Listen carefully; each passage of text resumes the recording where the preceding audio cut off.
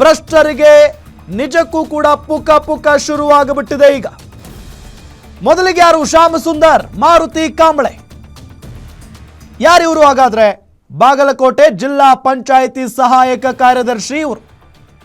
ಶ್ಯಾಮ್ ಸುಂದರ್ ಮಾರುತಿಗೆ ಸೇರಿದ 4 ಸ್ಥಳಗಳಲ್ಲಿ ಲೋಕಾಯುಕ್ತ ಪೊಲೀಸರು ರೇಡ್ ನಡೆಸಿದ್ರು.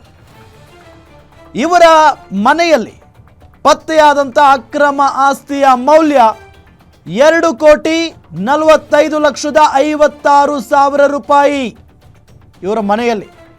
ಇನ್ನು ಸ್ಥಿರಾಸ್ತಿ 15 ನಿವೇಶನಗಳು, 3 ಮನೆಗಳು, ಇದರ ಮೌಲ್ಯ 1,75,00,000 ರೂಪಾಯಿ ಜೊತೆಗೆ 73,000. 1,75,73,000 ರೂಪಾಯಿ ಇದರ ಮೌಲ್ಯ.